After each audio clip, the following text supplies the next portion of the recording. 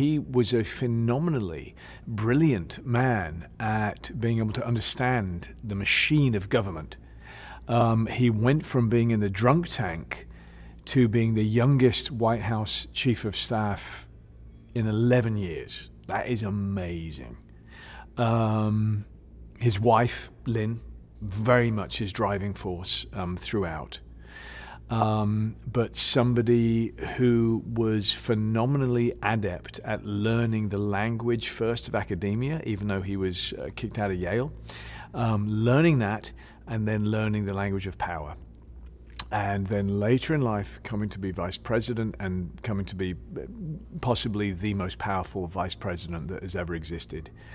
And somebody who has altered the global landscape forever.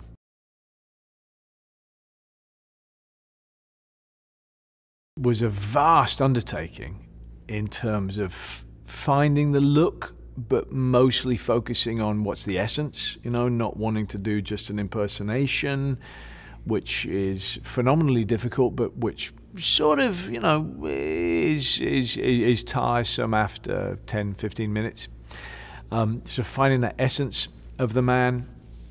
And then the deal that Adam and I made was I said to him, okay, look, what I'm going to do is I'm going to try as much as I can to come at it from a positive point of view of Cheney, you know, that this must not be a predictable film. This must be a surprising film. This must surprise people. This must be attractive to people no matter which side of the political spectrum they're on.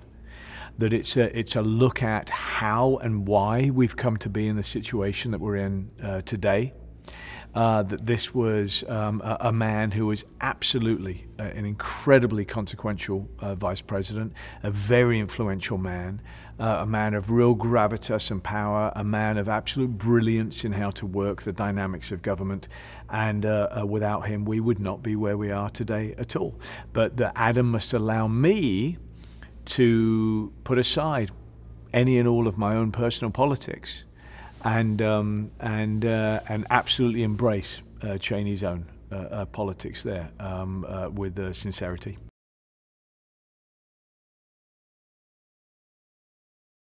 What I wish to do is there's no interest to me if I'm bringing my own politics into this. I should be a vessel, and I should absolutely embrace and adopt and find the good and the sincerity in all of Cheney's politics, and approach it from that point of view, so that we can counter each other. Myself as the actor, him as the director, and he was incredibly open to that. He's wonderful with allowing you know, improvisation.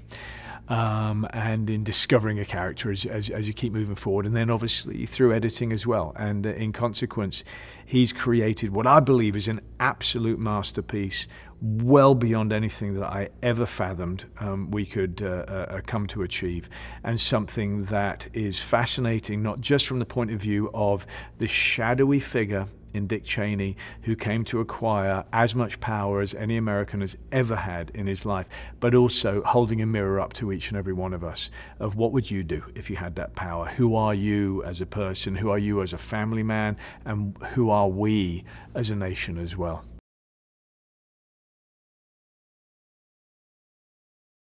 This is the third time working with Amy. She's one of the absolute finest and boldest actresses out there. And so we have a great a relationship in terms of when the cameras start rolling, of how comfortable we feel. Steve Carell is absolutely wonderful.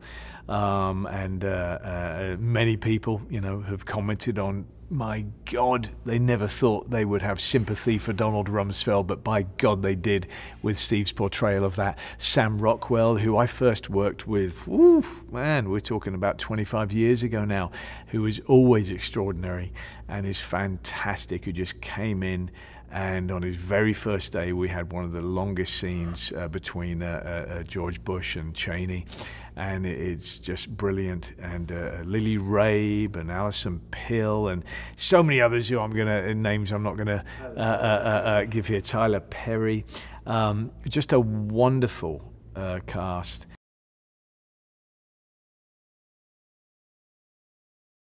I think that's always got to be the goal of any film, isn't it? Is conversation. You know, just opening up conversation, is questions, is in entertainment. I mean, it really is entertaining, and within that entertainment, incredible poignancy, moments of devastation, moments of joy.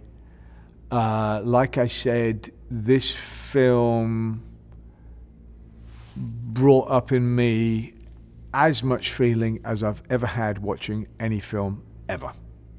And I don't say that lightly.